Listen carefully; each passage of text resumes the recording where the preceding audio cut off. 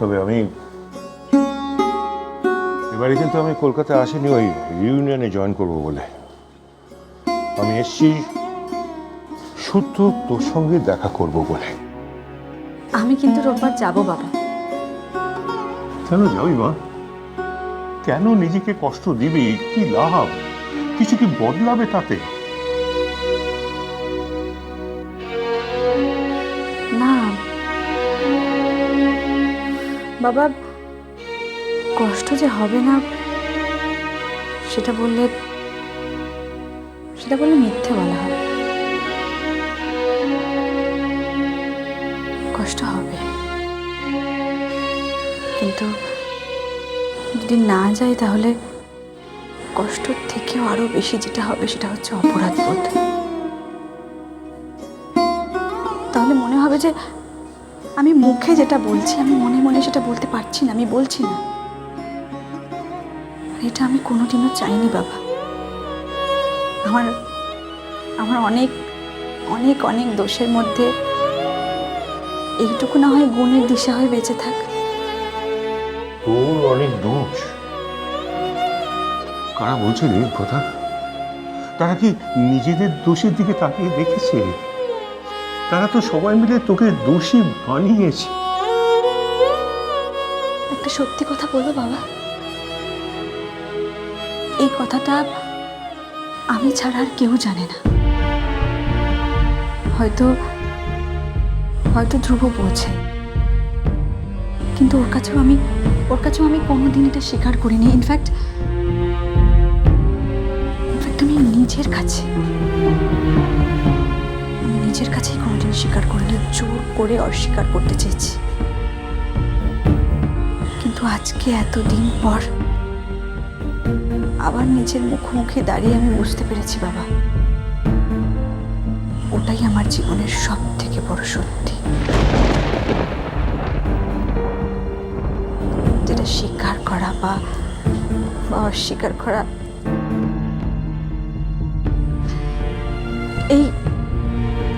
এইসব কোনো কিছুর উপর ডিপেন্ড করে না।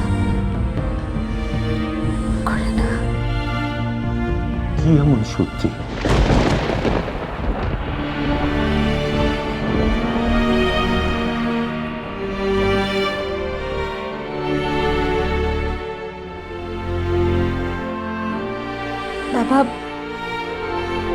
বাবা, আমি কোনোদিন ধ্রুবকে সেইভাবে ভালোবাসতেই পারিনি।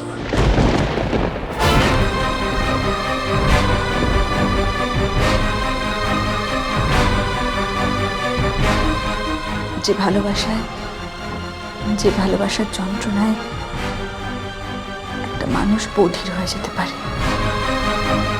তার বাঁচার ইচ্ছে চলে যেতে পারে, সেই ভালোবাসা আমি কোনোদিনও ধ্রুবকে বাঁচতে পারিনি।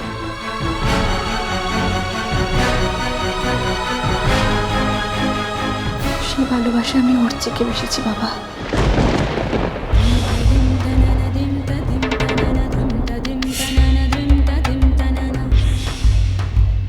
আর তাই আজও সেই ক্ষত থেকে রক্ত চুইয়ে পড়ে আমার। ওর চেয়ে ভুলে থাকার জন্য আমি ধ্রুবর সঙ্গে সুখী হতে চেষ্টা করেছি। অনেস্টলি বলছি বাবা, আমি চেষ্টা করেছিলাম, কিন্তু এটাও আমি কনফিউজ করছি, আমি পারিনি। আমি হেরে গেছি, আমি ব্যর্থ হয়ে গেছি।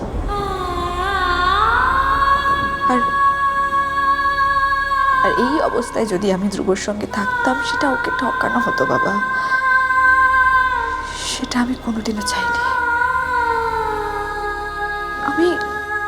আমি তো আমার 100% ধ্রুবকে দিতে পারিনি, কোনোদিন পারিনি, আর কোনোদিন পারতাম না।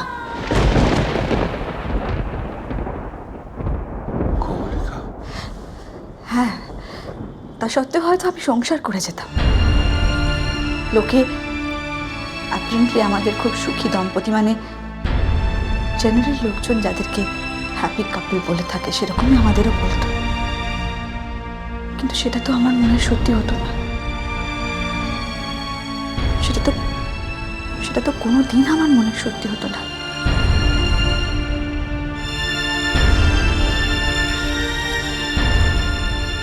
তবু যা কিছু ভেঙেছে মা, তাতে তোর কোনো দোষ নেই।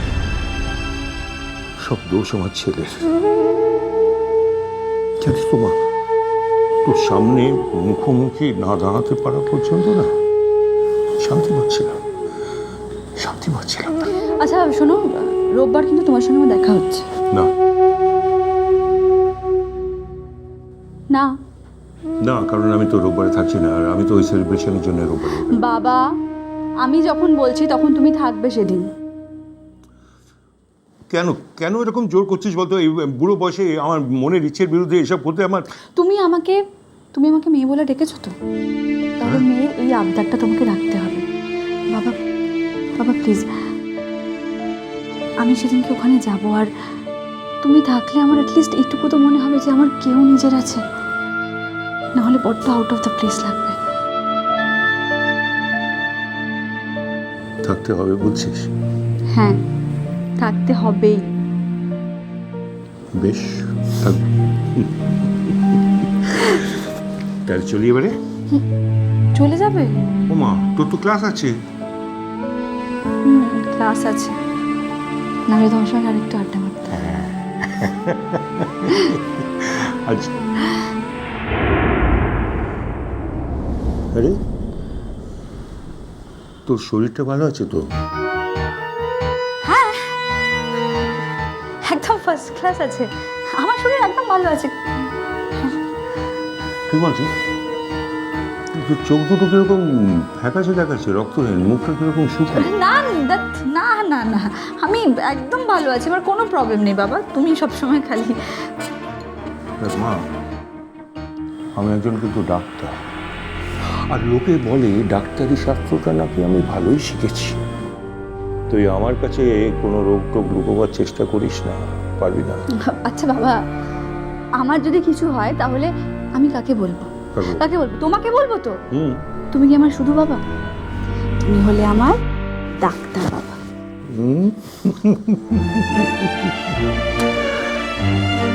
ঠিক আছে, তাহলে আগে চলি। এই আবার মনে করে দিচ্ছি, এই বুড়ো ডাক্তারকে কিন্তু কিচ্ছু লুকোবার চেষ্টা করিস না, সব কিছু বলবি কিন্তু। আচ্ছা ঠিক আছে, কিচ্ছু লুকোবো না। চলি মা।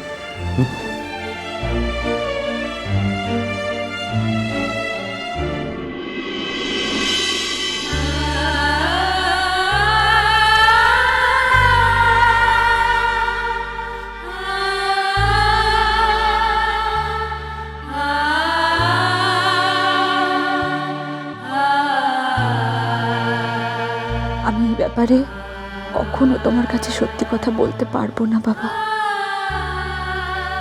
আমি ধ্রুব আর রুষাকে আর নতুন করে এম্বারাস করতে চাই না। আমি চাই না আমার সন্তানের কারণে ওরা অসুখী জীবন কাটাক।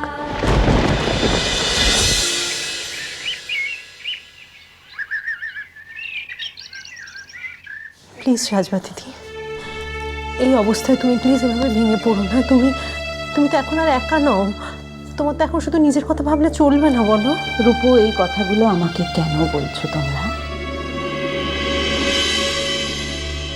কেন বলছো বলো? এই অবস্থায় মেয়েরা, প্রত্যেক মেয়ে তো বাপের বাড়িতে গিয়ে থাকে। আমার মাও আমাকে অনেকবার রিকোয়েস্ট করেছেন, আমি যাইনি। কেন যাইনি? শুধুমাত্র তোমার দাদা ভাইয়ের কথা ভেবে যাইনি। অথচ তাকে দেখো কিরকম স্বার্থপরের মতো আমাকে এই অবস্থায় একা ফেলে রেখে চলে গেল। সাজবাতি, আমার একটা রিকোয়েস্ট রাখো প্লিজ, আমার কথাটা একটু ধৈর্য ধরে শোনো তুমি। দেখো, ও বেচারির ওপর দিয়েও তো একটা স্ট্রেস বলো, একটা রেস্ট্রিকশন বলো, সেটা তো বয়ে যায়, মানে বেশ অনেকদিন ধরে বয়ে যাচ্ছে, তো ফলে বাধাবন্ধ অবস্থায় ও থাকতে পারছে না, ওর মন মানছে না। একটু ওর দিক থেকে ব্যাপারটা দেখো, তাহলে দেখবে তুমি এরকম অভিমান করতে পারছো না। তাছাড়া কটা দিনেরই তো ব্যাপার বলো, বড়জোর এই 7-8 দিন, তারপরেই তো চলে আসবে। শোনো ছোট কাকিমণি, আমি কোনো কিশোরী নববধূ নই যে আমার বর নেই বলে আমি কেঁদে ভাসাচ্ছি। মন খারাপ করে বসে আছি, ধৃতি নেই বলে আমি একটু মন খারাপ করছি না। আমার মনটা খারাপ হচ্ছে এইটা ভেবে যে আমার মনে হচ্ছে আমি ধৃতিকে চিনতেই পারি না। ঠিক কেন আর কি কারণে তোমার এই কথাটা মনে হলো আমি কি জানতে পারি?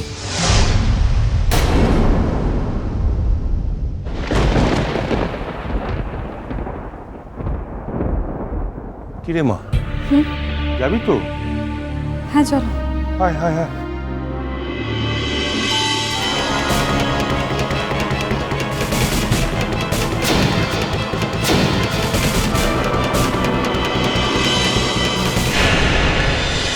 মিষ্টি কুটুম মিষ্টি কুটুম মিষ্টি কুটুম